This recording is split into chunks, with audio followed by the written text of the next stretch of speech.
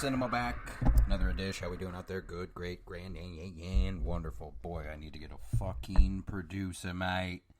Jesus, the way we run this fucking show, I tell you what. Seat of our pants. Seat of our pants, I tell you. Living alone in the Oregon wilderness, a truffle hunter returns to Portland to find the person who stole his beloved pig. Yes, of course, pig was going to make it onto the show. It fits the mold, does it not? Something that is just completely weird. Just completely weird. And can you imagine? I know I have to say this on every show and to further motivate you to do the same, and you will just, I promise you are going to like whatever you go see more if you do this. ... Don't watch trailers, man. I was so happy. People were tagging me left and right at that Spider-Man news, right? Didn't what's the Spider-Man that's coming out? The new Spider-Man? I'll see it. I don't know why I poke fun. I just like poking fun at comic fans, I guess. Or no, specific, not comic book fans, just comic book movie fans, because they're terrible. They're no better than fucking horror fans. The worst, I tell you. Anyway. ... Don't watch trailers. And the Spider-Man, is it Long Way Home, No Way Home, whatever it is? They're not showing more trailers before the release. Oh, that's awesome. That's so awesome. I hope it's the dawn of a new. In fact, they stole it from me. I'm just gonna say I have been doing this for like 5 to 10 years at least. At least 10 would probably be the max, but I'm around there. I'm thinking more than 5, less than 10. I have just completely stopped. 10 years, just completely stopped watching trailers because, look, I'm a movie fanatic. I'm going to go see most shit. From the extremely weird to the foreign to the blockbuster. I watched Jungle Cruise. I'm halfway through Fast 9. I had to turn it off. Too much. But anyway, can you imagine walking into Pig, not watching trailers? I gotta stop laughing at my own shit. But like it does. Like somewhere through there, I was just like, this is not what I expected, And I kept. So what I'll do, I won't watch trailers. Well, how do you know about the movies that you just go? One, if you're willing to see anything and everything, no matter the genre, no matter the country of origin that it came from, whatever, it covers most ground, most bases. Any genre, anywhere. There's nothing that I won't watch now that I think about it. Musicals, no, I'll watch them. I'm behind on a couple of them. I still need to watch The Greatest Showman, but I've been dragging my feet on that because I told my boy Brandon that I wouldn't watch it without him. So, but I'll watch anything. And so, how I know is because the circles that I run in, whatever, the pages that I like on the gram or the whatever, and some stuff does get spoiled for me. It's inevitable with the goddamn internet, but it's nevertheless when it came to Pig, everyone was like, Nick Cage does it again, and okay, I liked Mandy. I don't think I never disliked Nick Cage. I just never, I don't know, Tom's my guy, Tom Hardy. Y'all thought I was going to say Tom Hanks. No, you didn't. Not the people that know me. But, I don't dislike him and stuff. I will say very, very... There's not often where I feel like the movie is completely enhanced by his presence like some people. Like Cage fans, Cage Ragers, there's no talking to them. Leaving Las Vegas, bro, bringing out the dead, bro. Yeah, that was fucking 20 years ago. I liked Mandy, but I don't know that I'm, and I'm not here to shit on anyone. We try to be positive. But I don't know that I necessarily believe in the whole, like, Nick Cage renaissance. I I don't know if I'll go that far. And that's not to take away, this piece of pig, the piece that is pig. It's it's weird. I think it's a good choice. I liked Mandy, by the way. That's like to me the best movie he's done in so long. But as I almost went into some fucking text message battle with one of my buddies, I think it's because he's a big Cage rager, and I was like, I like what the movie of Mandy is more than I like Nick Cage's performance. Listen, Nick Cage's performance is really strong in that. Like I said, one of my favorites of, I think one of the standouts in the past decade of his.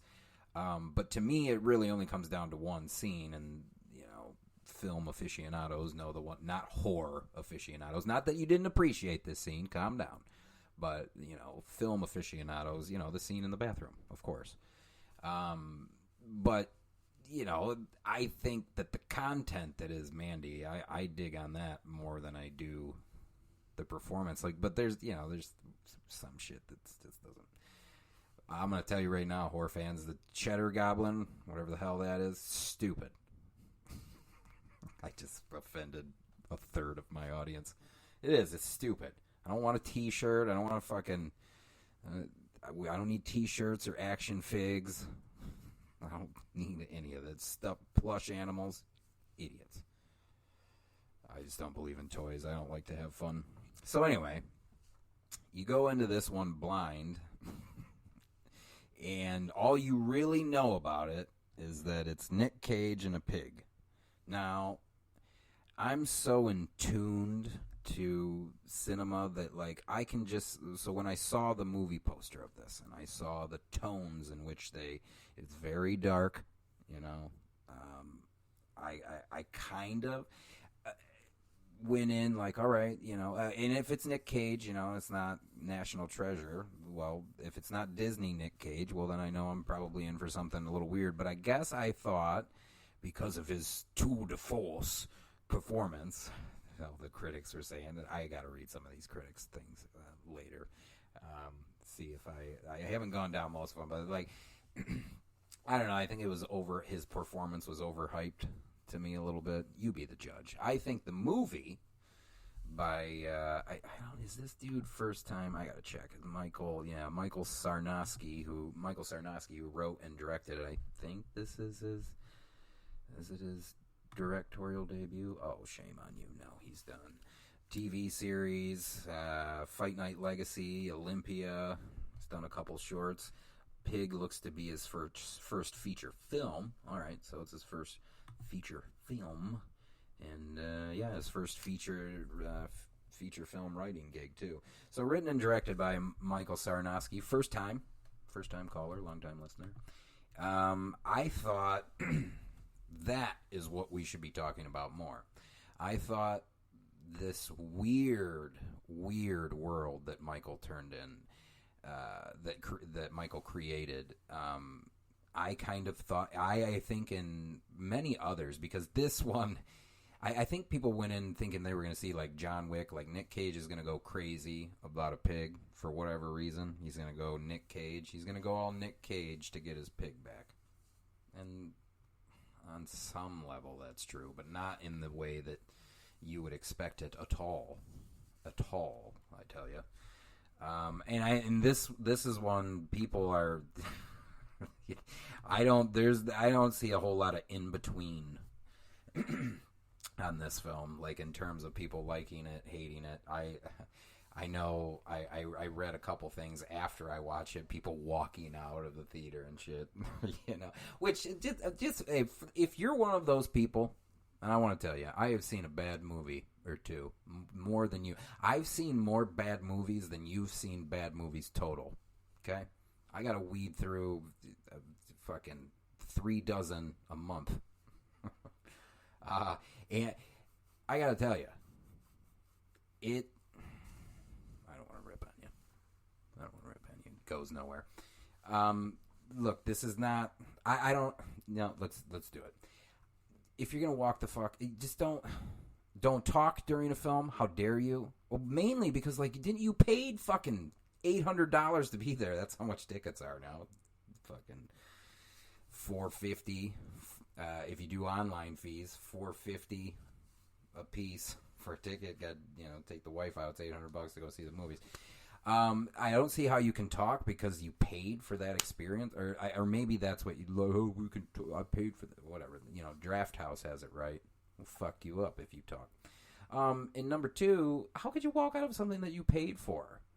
I have seen so many bad movies in my life, and on the worst occasions, I fell asleep. I think I fell asleep. I guess we're just going to be offending people all the time because I know this is going to offend people by the moment in this episode, because I know this statement's going to offend people too. I don't like Joe Dirt. I fell asleep during Joe Dirt. I haven't tried to watch it. It's been many, many years, but I fell asleep in the theater. I woke up to getting hit in the head with change by my friends because I had passed out through the credits. Everyone had left. So yeah, that was Joe Dirt. Whatever. I don't think it was for me. Maybe I should go back and watch it, give it another shot. And I think I fell asleep during Revenge of the Sith, the third one. I went with my friend. He was totally geeked for it, and I passed out like fucking 40 minutes into it. I apologize, sir. I apologize. Because I just, Star Wars, I've gone back and finished Revenge of the Sith, not Joe Dirt. And Revenge of the Sith is stupid. I'm sorry, I hate to tell you, but it's no. I still haven't made it through Attack of the Clones. I will one day, but every time I get to like the hour and 20-minute mark, I'm just like, oh, this drivel. This fucking... Anyway. So, I just don't see how you could walk out. That being said, this one's going to push you. Pig is going to push you. It's just... I kind of love how it walks this tightrope between, is it like a... I don't know. Is it supposed to be a realistic time in the world? Is it kind of dystopian? It's really interesting, and I do love all the themes that Michael Sarnoski plays with. I just feel like it's missing something, and which just sucks because Alex Wolff, who plays Amir, let me tell you a little bit about Pig. So Rob is Nicolas Cage's character, former Portland-based chef. Hear me now. Chef turned recluse, is now, I guess, an asocial truffle forager. He lives out in the cabin in the woods, off the grid style, and he seems to sell these truffles to Amir, who comes out with his fancy car, coming from his fancy restaurants. But Alex Wolff, who plays Amir, it really feels like a drug deal that is taking place. Nick Cage is out in the wood with his pig, and this pig can apparently find these truffles. But it really plays more like a mob fucking drug deal, and a very dark, and like all these performances in it, they especially Amir's, like I don't know if I'm so bad, or I'm not mad, Kyle, but Kyle was supposed to come on and do this one with me because we both had these very weird feelings about it, and I would love to ask him how he feels about Alex Wolff, the actor, because Alex Wolff was in Hereditary, and most notably for the brother that watched his sister's fucking head going to the telephone pole and then just kind of went upstairs and went to sleep. But Hereditary, Jumanji, fucking Patriots Day. Anyway, I feel like he's turning in a really good performance, and in some ways may kind of outshine Nicolas Cage, only in the sense, calm down everybody, only in the sense that if I'm going into it blind, right, I don't know what the fucking story is about, anything. I know there's Nick Cage and a pig, and Nick Cage is supposedly, he's on fire, back to Nick old Cage, whatever. if I go into it thinking that, and then I'm watching Alex Wolff do his stuff, well, it's I don't know. Like, in a lot of ways, you could like feel Alex Wolff like soaking in the information that Rob, played by Nick Cage, gives him. That's peppered throughout the film. Because once Rob's prize pig is stole, he of course goes to the city to find his pig, and this is where you think it's going to go all John Wick, and it didn't, and people walked out of the fucking theater, but not your boy. And it becomes very bizarre, like the whole. So he's a chef, right? And he lives out in the middle of the woods, and as the story goes on, he's a renowned chef, and there's like this underground fight club amongst the chefs where you got to take a beating, like you put money on yourself, and then you got to take an ass whooping. I'm telling you, it's a weird movie, in a really good way. But anyway, I wanted Kyle on here because he was talking about, and if you kind of read through what some of the critics are saying, he is talking about seeing, these very heavy themes of love and loss, and they are in there. They are in there. And, something, whether it's the audio, I'm not going to ruin too much for you, but the audio tapes that Rob has a tough time listening to, when you see that, yes, though in those moments we are dealing with loss, and I do agree that for the most part it enhances the story throughout. But I found myself, and this is why I wish he was on here, because I found myself gravitating more to the idea of this very underground secret society. I hate telling you guys shit. I try to be funny for a half hour. There's like a secret society of chefs, and it's very mob-esque. It's very Michael Corleone, and I kind of felt we could have explored that a little bit more, and instead we did elect to. Well, then Sean, then it does become a John Wick and murder, and he's got to get his pig back, and blah blah blah. We got them bodies pile up, and we got to dig some motherfucking holes, dog.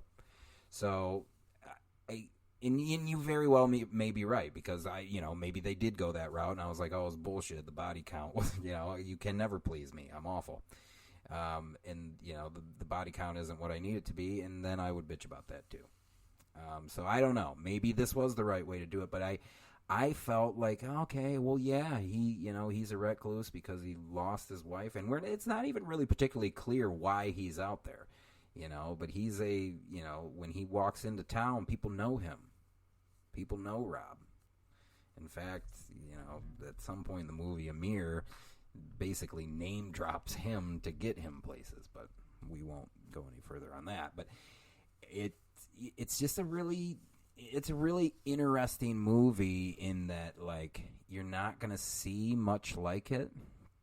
And I think that's why overall I'm doing a show on it. I wouldn't do a fucking show on something I disliked, or maybe I would. I don't know. I'm petty. Tom Petty. And but I do think, if nothing else, I want people to watch it because I am so fucking tired of talking to you people about the fucking top 40 hits that you watch. I get it. There's only so much time in a day, but it seems like even when I'm like talking to people at work, I'm like, you have the same amount of time off I do. What do you do? Like, it's, what is it, August 6th, 7th? I don't fucking know. And I've already watched, like, I think 6 movies. And I'm not saying, oh, you should always watch movies. I have a show. I have an obligation to uphold. I don't. I should just drop the mic right now. In fact, I'm working on an interview that, should it come to light, I promise you, I will never do another show after it. That is a goddamn promise right now. If this show were to come together, donezo. But Sean, that is when you should put in even more work. Fuck you. I do what I want. Seriously. If this win, I would say the worst part about it is it's attainable, which just scares the shit out of me. That's all I'll say, because I'm not speaking on anything until most of the time. I don't even speak about interviews until like I'm uploading it for the world to see, because I don't. You never know with people. People be flaking. I haven't had it too much on this show. Well, I guess I haven't had it at all. The people that did flake on their first couple call times, they did come right round. But no, I would drop the fucking mic in a heartbeat. Wouldn't even feel bad about it neither. I would just be done. What are we talking about? What are we talking about? Pig? Talking about pig? It's a tough one to describe, mates, ladies, however you identify. It's a tough thing to describe. I will. It's crazy though to go into even a movie like this blind. You know, it's kind of like, so I saw I've seen 7 movies in 7 days. I saw The Green Knight. That's another trip to go into blind. No joke. I like kind of knew that I was in for some medieval stuff. I didn't. Not that, and I definitely was not prepared for its ambiguity. Stop, John. It was so ambiguous. That was a tough one to walk into blind. I would way harder than Pig. Pig, eventually, like I kind of all right. I'm interested in this world. It is very different. We have a fucking mob chefs and almost like a fucking chef whisperer in Rob. This fucking monk that lives out in the woods off the grid. Yeah. But you gotta see it though. If for nothing else. You watch something this batshit insane, right? It gets easier to watch stuff outside of your comfort zone. I beg people. That's why, like, most of the time, I am going to do one on Suicide Squad because I had a blast. But most of the time, I stay away from the big name shit. One, because what can I contribute? I'm garbage, you know? There's a million people that can contribute to fucking whatever. To Suicide Squad. Like, I'm garbage, but I do just want to share my love. If for nothing else, it gets easier to push yourself outside of the comfort zone. You may be more inclined to watch a foreign film because 50 minutes through this, you're like, Jesus. But you had to complete it, you know, because walking out's for suckers. And you complete it, I think it'd be good for you, you know. And there's not a whole lot. Well, if you went to the Asian side of things, I mean, they you know, different culture, they just push the boundaries. They're weird in a different way, you know. We're fucking weird to them. They're just weird in a different way. But this one, in terms of, you know, being released in America, it's, you know, I think it makes going outside your comfort zone a lot easier. So maybe consider that. Maybe just do it so you can be like, all right, I'm prepared for the next Bong Joon-ho film. Y'all loved Parasite, right? Got to seek these people out now. Films in a weird place. It's like, it seems to be booming and not at the same time. What a weird time. What a weird time to be alive. Even more weird for this one. Like, I saw this in the theater. They did not. This was released, I don't know, I think beginning of July, perhaps. It didn't get a... not that, you know, HBO should pick it up or anything. I just thought that it would get at least like a Vudu, Amazon, whatever, fucking theater rental or whatever they call it. And it didn't get that. You could only see it in select theaters. And I was even more shocked that my hillbilly, it's got to be because it's Nick Cage. It cannot. And I guarantee you the people that paid money to see that, most of them walked out. I was in the theater alone. Just like I was with Green Knight. Cause, you know, and Green Knight, I guess, appeals more to this crowd. I hate to hate on you hillbillies, but you're too easy. It's low-hanging fruit. It's like, in fact, it's not even like I mean to. I'm tripping over you low-hanging fruit. Not fruit in the derogatory, man. You know what I'm saying. Don't fucking internet. If you turn this into something, I don't give a fuck. I'll tell you. You know what I meant. I meant the joke's there. I'm not calling anybody a fruit. Relax. Green Knight makes more sense, but Pig, crazy. Good for them. Good for them. You need to have these films playing out. Yeah. But wasn't a packed house when I went and saw it. They were all seeing fucking Jungle Cruise. Now that came out a month later. Whatever. They were seeing something. Snake Eyes. Nope. Still seeing. I need to see Snake Eyes. I wanted to, and then I haven't. I saw. What did I just see in the theater? I don't remember. I don't fucking remember. Oh yeah, The Green Knight. It kind of, on the one hand, I was happy to see it alone. On the other hand, you're missing the communal experience. Like, yes, I'm getting an enhanced visual and audio fucking presentation, but I don't know. There's something not better for Green Knight though. I would much rather. I don't know, because sometimes the big crowds are cool, and most of the time they're not. Most of the time, somebody's on their phone, someone's talking. These days, it's just a fact. At least in my neck of the woods, it's just a fact. It happens. But I'd say 25% of the time, it's cool, and the communal experience is awesome. I don't know that I would want that with Pig. There's not really so many that you can turn and be like, can you believe this? Can you believe Nick Cage? It's weird, especially in how sad it gets at times. Very depressing. Very depressing. I could have told you that from the poster art. I just had a feeling. I looked at the poster and was like, all right, we're going to be in for a ride of some sort, but Sean, it's his face blurred out, and all it says is Pig on the bottom. Yeah, you can tell a lot about the color. You can tell a lot about a film about the color. I tell you. And I saw a screenshot or two of him with just wacky hair out in the woods, and I was like, okay, Nick Cage, let's go.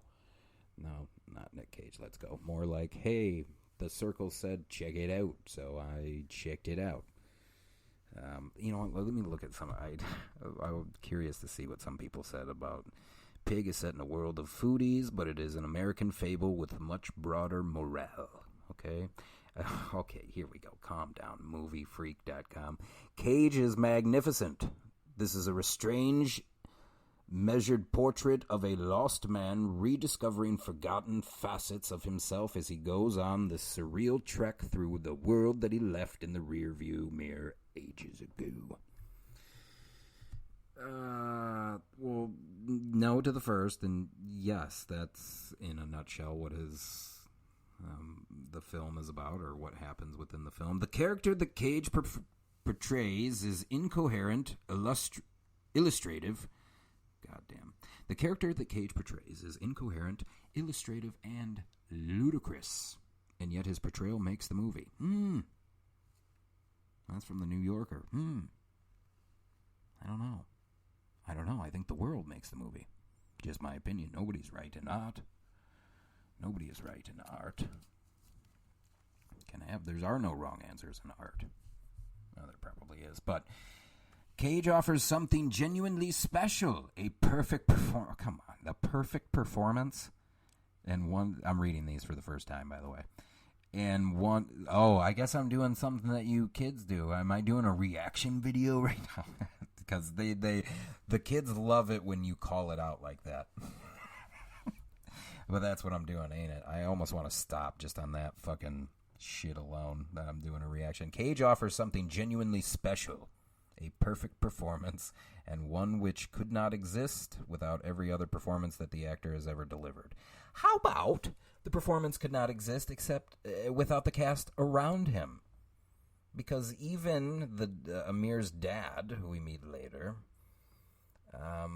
very good character, very complex character, very weird character, very dark character.